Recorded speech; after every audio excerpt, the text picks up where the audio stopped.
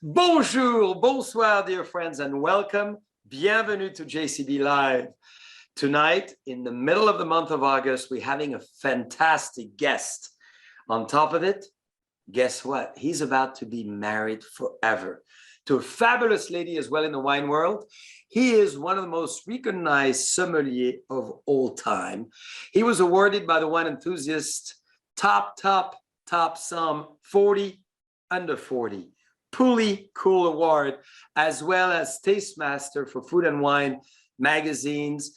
As you'll see, many charismatic comments to make and great time to have. He's the founder of United Sommeliers Foundation as well, a major organization we were very delighted to help last year during the pandemic. And he's been making an enormous difference at a young age in the world of sommelier. His name is Erik Segelbaum. I'm delighted to welcome him. He's a great inspiration. He does so many very cool things. He's going to show you that in the wine world, there's a ton of space to do a lot of things and be very successful in every one of them. Erik, welcome. Merci. Bonjour, mon ami. Thank you for having me. It's a pleasure to be here. Good to see you. It's been far too long, my friend. So cheers to you. I agree. Well, cheers to you and to a new union for you. That's a big deal. Tell us about how you feel. Oh, I'm over the moon. First of all, let me drink to that.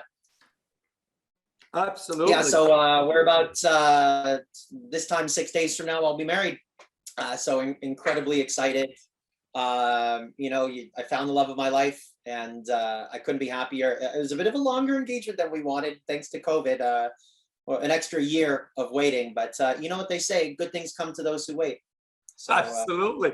And it made you assess even further if you are made for one another an extra 9 months in a difficult time where pressure from the world is in, and you enjoyed it. So now you're going away, we understand. You're going into one of my favorite countries. Yep, it's going to be in Portugal. You know, in terms of timing, I like to call our engagement extended tirage.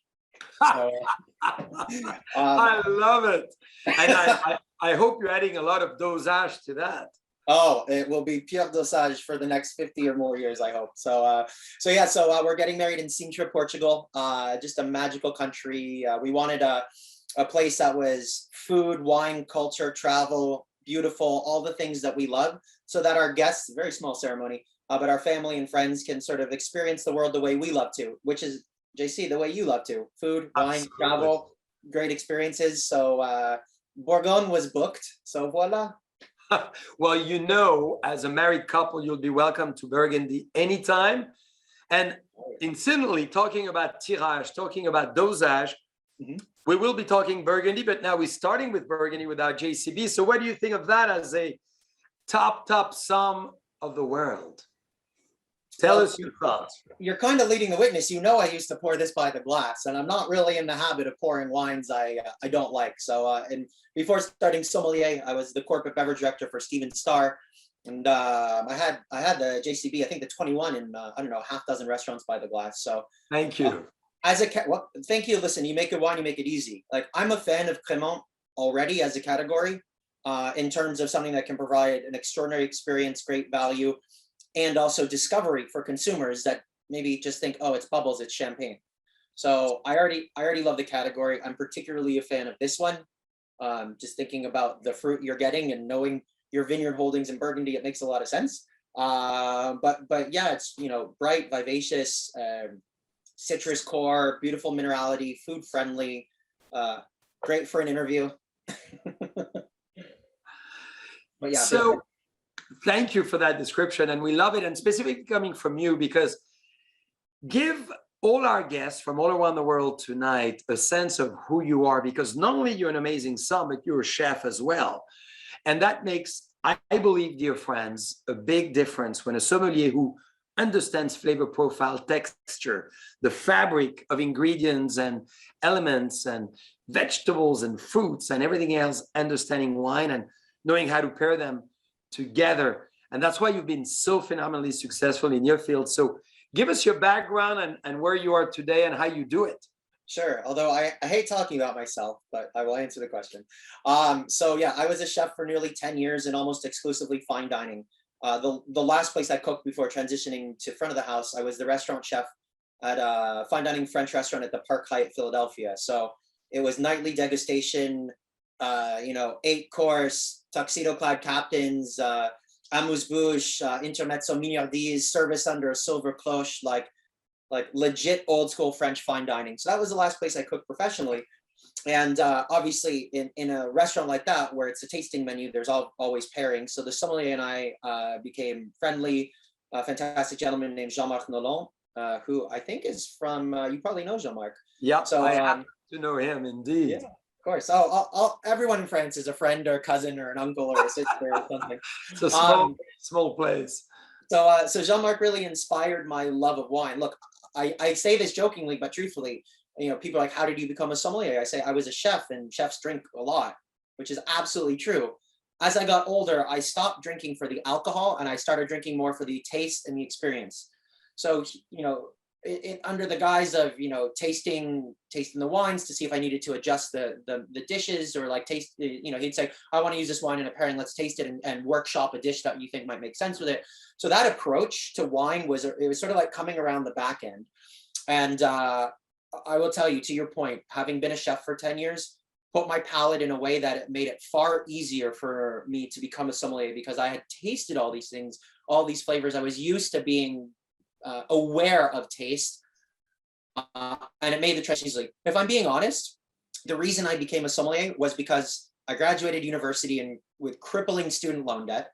I was on my own, supporting myself, and I would watch the captains and the somms come in 3 hours after me, leave 3 hours before me, and make 3 times as much as I did.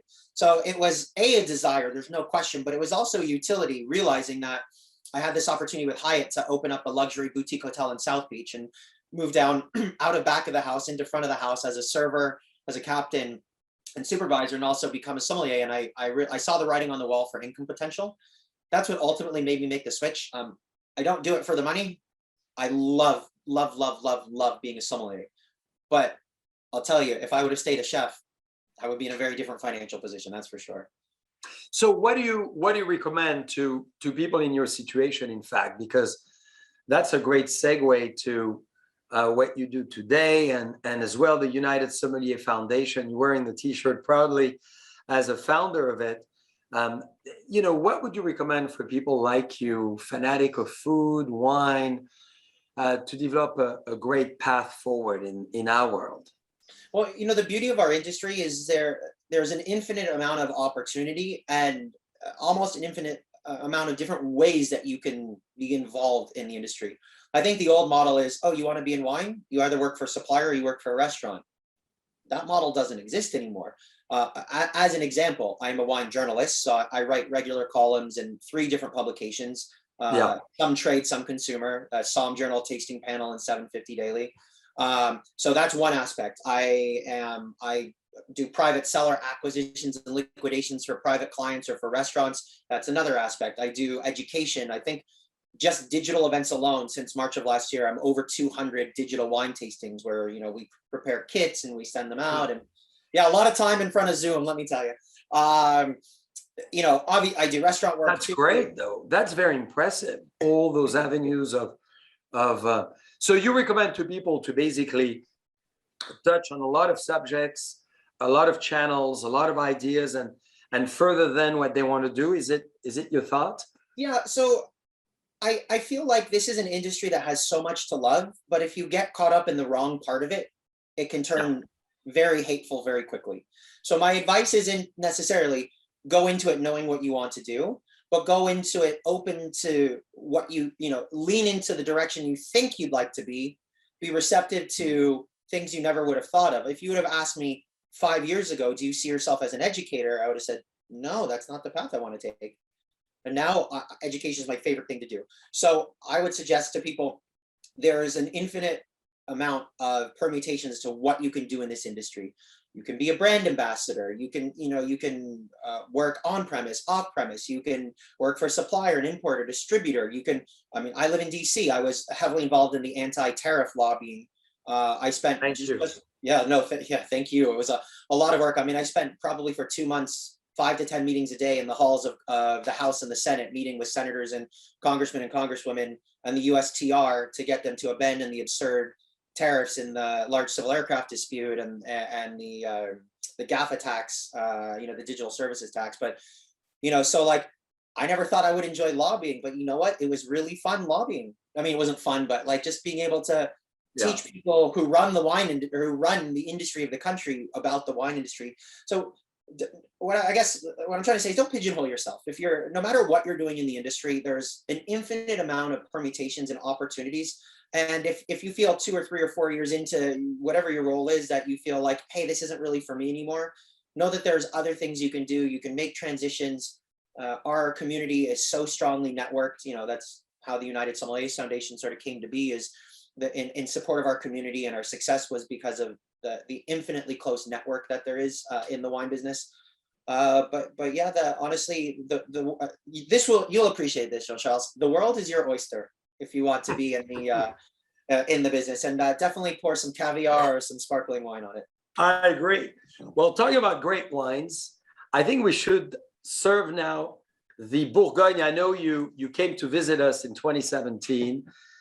Exactly. Isn't it a very exciting wine? I'm going to let you describe this one, because this is kind of a Somm dream wine in many ways, because as everybody knows here, Chardonnay is the predominant grape variety of Burgundy, but there's a little bit of a percentage of Pinot Blanc and certainly Aligoté. So tell us why this wine is something that we should all have in our cellar. So, it's funny, when you chose the wines for this, I thought to myself, he can't remember the conversation we had in the cellar about how much I love Aligoté. That was like 4 years ago, but I guess either it's coincidence or you remember it. Love the grape. I think so. One of my most popular classes I call Hidden Gems of the World. And the idea behind Hidden Gems is a less common or unusual grape. And if it's a common region, definitely a less common grape to the region. So everybody thinks, as you said, about Chardonnay when they think about Bourgogne, but I absolutely love Aligoté. Look, I'm a sommelier, so I'm an acid head. Aligoté is super high acid, super citrusy. Almost all of the experience of Grand Cru Chablis at like 1/12 the price. I love it. I'm with you. How would you define, Erik, acidity? Because it's always the two terms when I talk to consumers at large that are a little more difficult to imagine: minerality, acidity, which really characterize this wine. Sure. So I know there are a lot of people that have very strong opinions about minerality, and we can talk about that too, because I'm all into it. Yes, friends, by the way, minerality is a thing. It can be quantified, it can be codified, it can be qualified, it can be described. So if you want to have that chat, we can. When it comes to acidity, what I explain to people is you have to understand there's a difference between acidity, brightness, and citrus. So citrus is a flavor, not acidity. And the proof of that, this, but for any of you listening, the proof of that is the following things all are scientifically the same amount of acidity, the same titratable acidity, or TA: tomato, kiwi, pineapple, lemon, lime, grapefruit, tangerine, pomelo.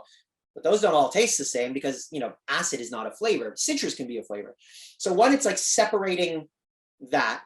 Number two, this idea of brightness. So a little further south in Bourgogne, going down to Beaujolais, we have Gamay, and Gamay is a very bright grape. It's not particularly high acid, but it's very fresh. So that to me is more like the way the flavors present in the fruit purity. And then right in the center, to me, the acidity is basically the how much does it make you salivate when you take a sip?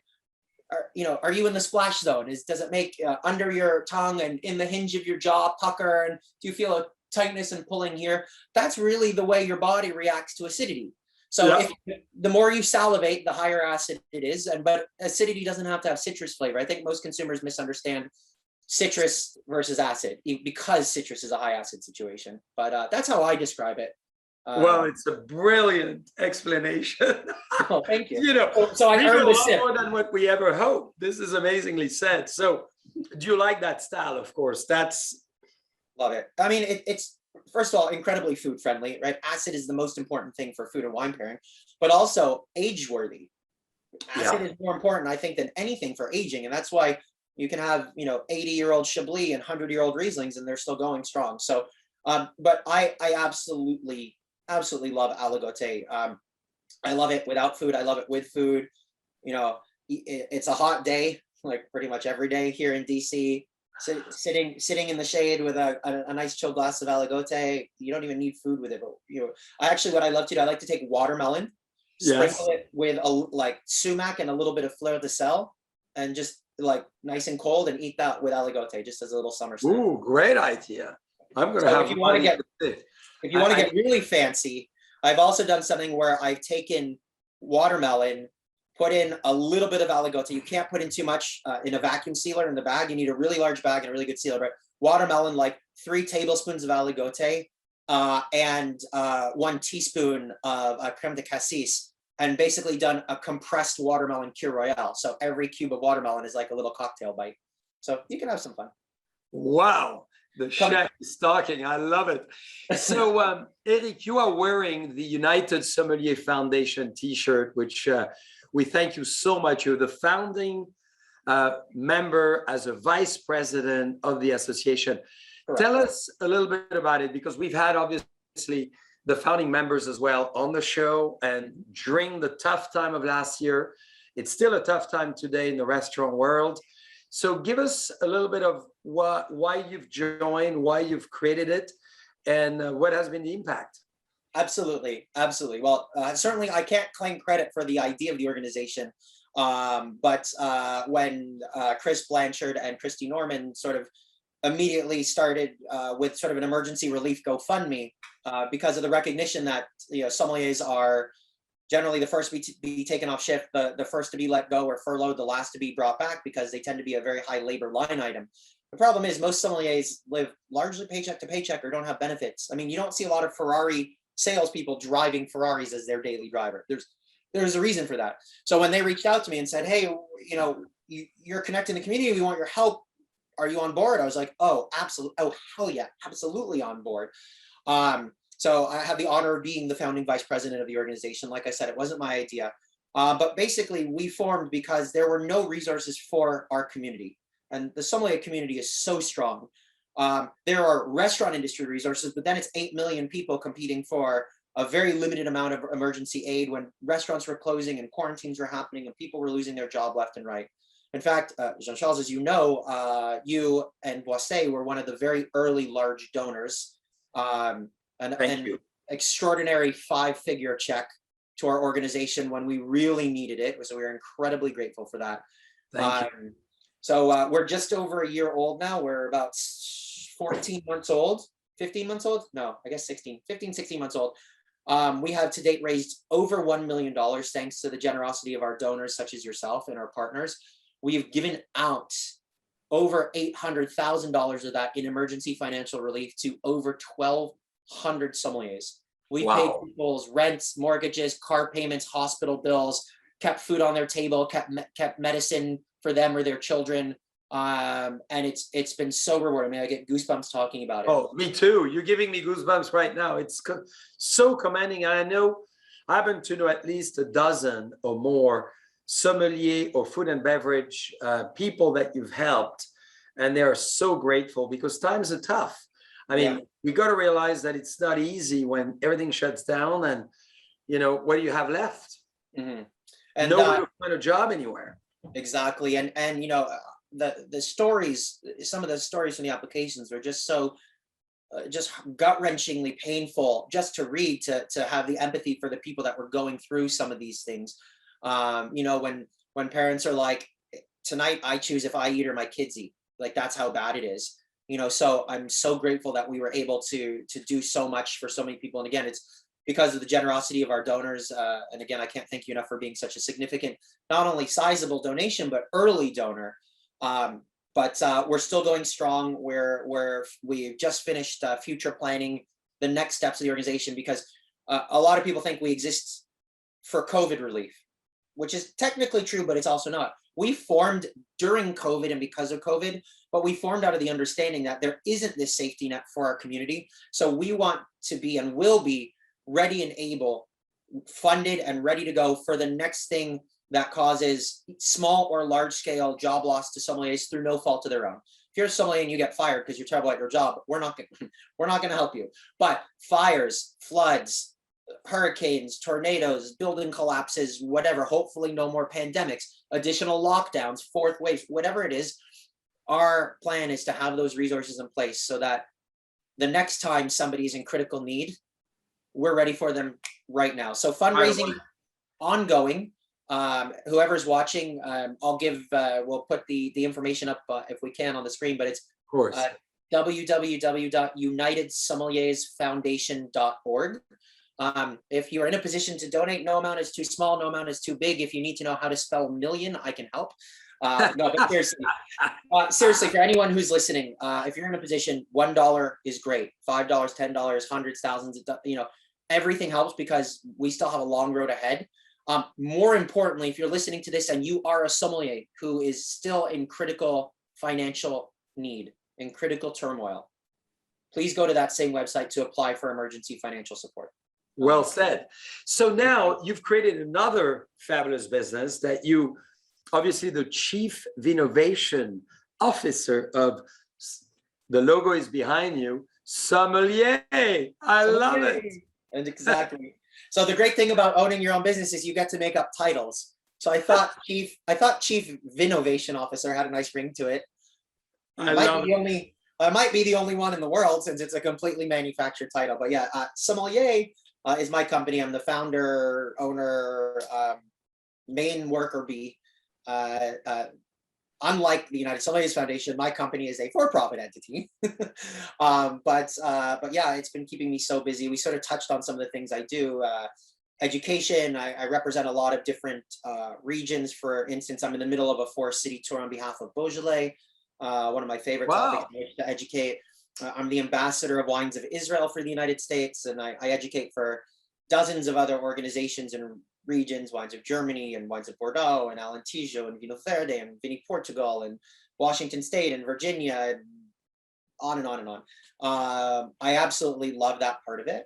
And it's really split between consumer events, trade events, and then journalists, bloggers, etc. So what I love about that is I can have the same topic for 3 different audiences and be a very different presentation. So I never get tired of that. Yeah, for sure. But yeah, it certainly keeps me busy. But this is very cool that you started your own business as well after all those, almost 3 decades as you described in the wine world and food world, to now, have your own enterprise where you could do all of that in one operation.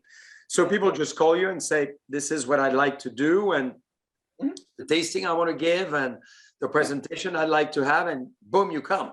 Exactly. So I made some rules. I actually, if anybody's interested in starting their own consultancy or organization, frankly, I hate the word consultant, but it's really the most succinct way to describe what I do. Because there is no word to say. I do absolutely everything related to wine and the wine industry in any way, shape, or form. So consultant. But what my most recent article for 750 Daily, and also I did a podcast for Guild Somm, is about things you should know if you're going to become a consultant. Some of the lessons I learned the hard way, some of the lessons I didn't learn, I learned the easy way, but just, sort of to help anyone in our community that wants to go down this path. I'm more than happy to share anything that I know, for better or for worse, about how to do that. But at the end of the day, Jean-Charles, I'm so fortunate that I started my company when I did. In the end of 2018, I started business activities at the beginning of 2019. So come March of 2020, when the restaurant industry collapsed, and I'm the former corporate beverage director for Steven Starr. Yeah.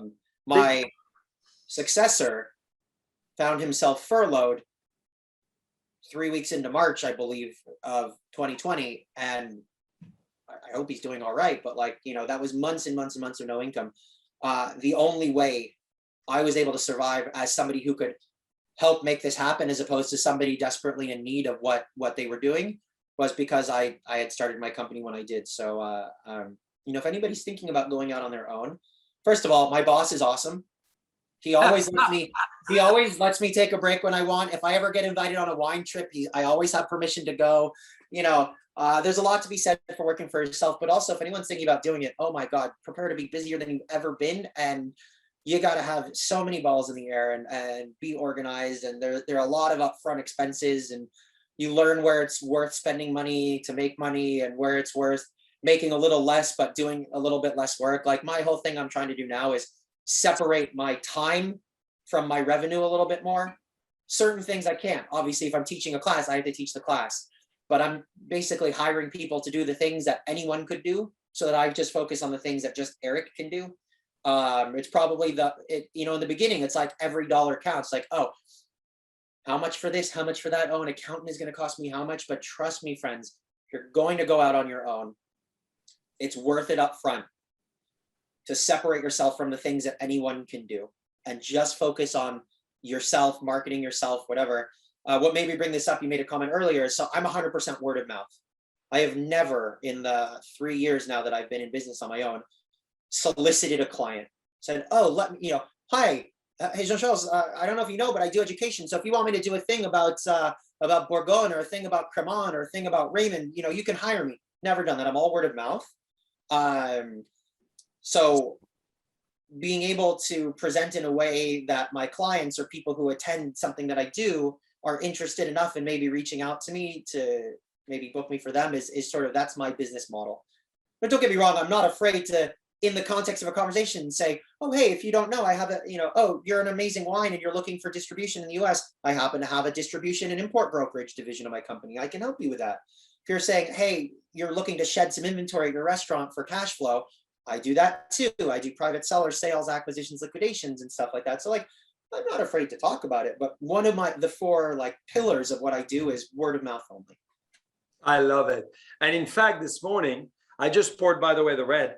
This morning, you were just assessing a personal wine cellar of 900 bottles, I heard. Correct, yeah. So one of my private seller clients decided that after collecting wine for years and years, it was time to stop drinking. So I helped him find a buyer, or was able to, so I did an inventory and organization of his cellar, helped him find a buyer, and was able to help him liquidate his entire collection. So this morning, my team and I were in his cellar boxing it up and waiting for the carrier to pick it up tomorrow. And then he just has to wait to receive a nice check from the buyer. So yeah, I did some cellar work this morning, took a much needed shower, and then voila, here I am drinking with you. A man of multi talents. How does it feel to have received so many awards from Wine Spectator, Wine Enthusiast, Wine and Spirit magazine? We could see an article behind you of Food and Wine as well. I mean, that's a big deal. You've received all the accolades possible. I think it's not humble to say I'm humbled, but I'm humbled. I'm honored. I don't fully understand it. All I am is someone who's really passionate about moldy grape juice and passionate about making that subject comfortable and easy for people. So yeah, I mean, this was when Food and Wine called me and said, hey, you're one of our sommeliers of the year for 2019. I was like, wrong number. Are you sure you meant to call me? No, it's been incredible. I'm blown away by things like that. I don't do what I do for accolades. I do it out of pure love, but it's been incredibly valuable, for one, for my business, but also I've been so grateful for the love that the wine industry and wine community has shown me. And it's one of the reasons the United Sommeliers Foundation is a constant circle of giving and giving back. And but yeah, it's humbling. I don't know what I can do, but I'll drink to that. Well, let's drink to that, and tell me what you think about this lovely wine, because I understand this is as well the underdog of what Burgundy has to offer. You know, some of the wines that are less well known but are offering an amazing style. Mm-hmm. So what's your view of that? I know you love that kind of wine. Again, we had this conversation at 1 a.m. after like a 7-course wine dinner in the cellar with a bunch of old vintages. So I can't believe you remembered all this, but yeah, I love Marsanais. I think it's absolutely, along with Fissan, one of the like hidden gems of the Côte d'Or. There's something about the fruit character of Marsanais specifically.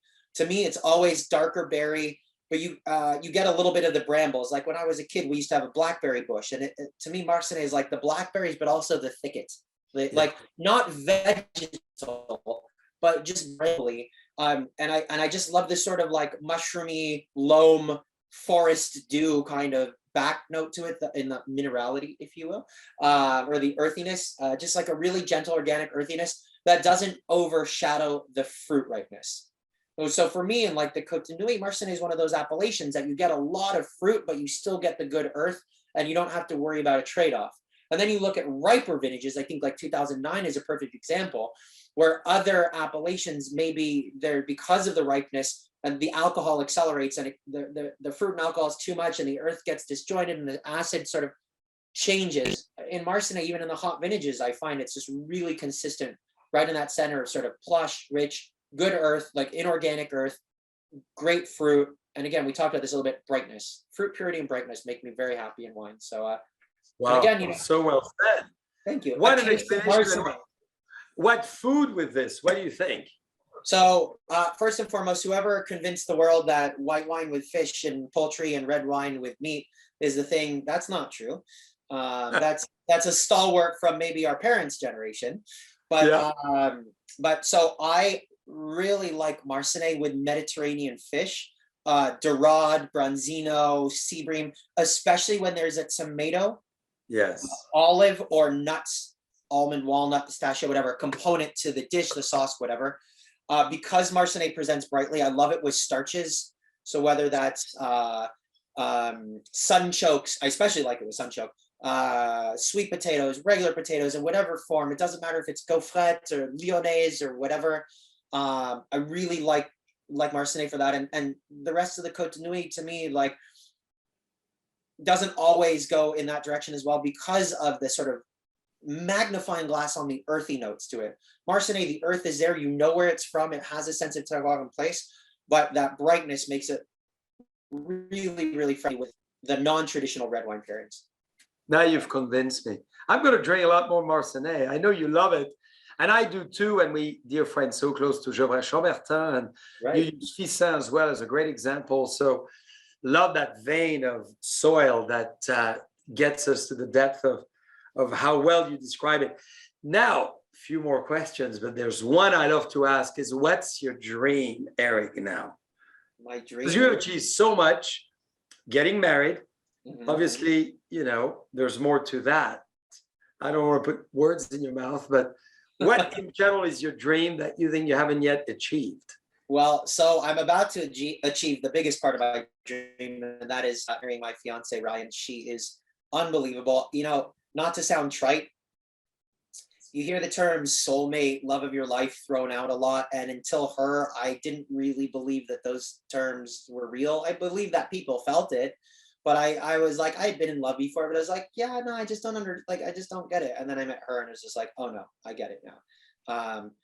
I can't imagine an existence without her. And I'm so excited that less than a week from now, I'm going to stand up in front of some close friends and family and make sure the world knows that we're in it forever. So if you want to talk about immediate dream, that's it. Well, that's a great one. How can we top that one? I know, right there. I mean, there is no topping it. I am fortunate that our paths connected. You know, call it whatever you want. Call it fate. Call it God. Call it coincidence. Call it blind luck. I don't care. How we got there doesn't mean as much to me as that we got there. And I just couldn't be happier.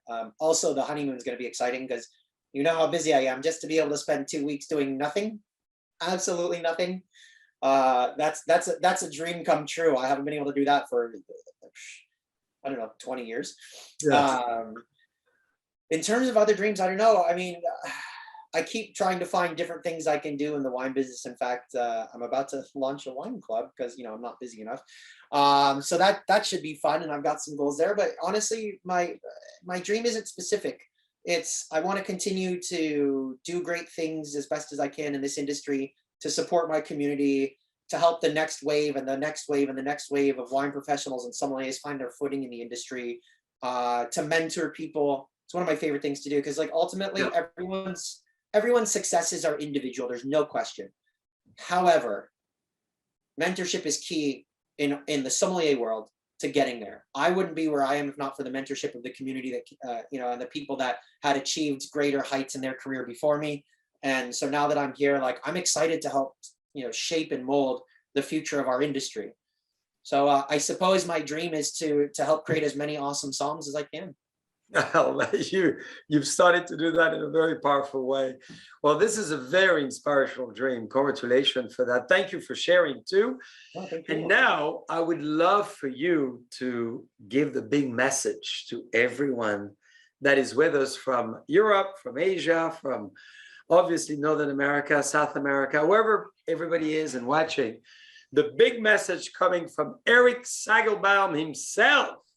Oh boy. I mean, I suppose my big message is this is an industry where if you're not having fun, you're not doing it right. There is a lot of opportunity for extreme, for overdoing it. There's a lot of opportunity to put yourself into this industry in a way that's unhealthy. It's a very easy industry to be unhealthy. And I'm not talking about alcohol, although that's part of it. I'm just talking about self-care, emotional health. This is a tough industry. You can make a lot more money with a lot less stress and a lot less effort in other industries. And I'm talking to winemakers, suppliers, distributors, importers, sommeliers, wine shop owners, journalists, whatever. You know, sell insurance or pharmaceuticals. It's a lot easier. You make a lot more money. So if you're going to do this, don't just do it as a means to an end. Make sure you find the part of this industry that truly makes you feel fulfilled, that makes you feel rewarded, that makes you feel happy, and also doesn't take away from you your emotional, physical, and mental health. Wow. What a message. Fantastic. Well, what a great time. I'm delighted we could spend, Erik, this amazing, fabulous hour together. It was so rich of content and ideas and descriptions and all the great things you're doing. You're such a fabulous inspiration for everyone below 40 and everyone above 40. So I want to stress that on both sides, you inspire us.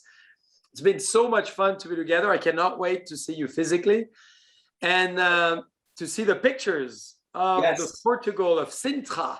Oh, and they will be there. Well, congratulations, Erik, and cannot wait to spend more time together and with your wife to become, that I know, and I commend her too, because this is a big deal and she's finding the best man ever. Cheers.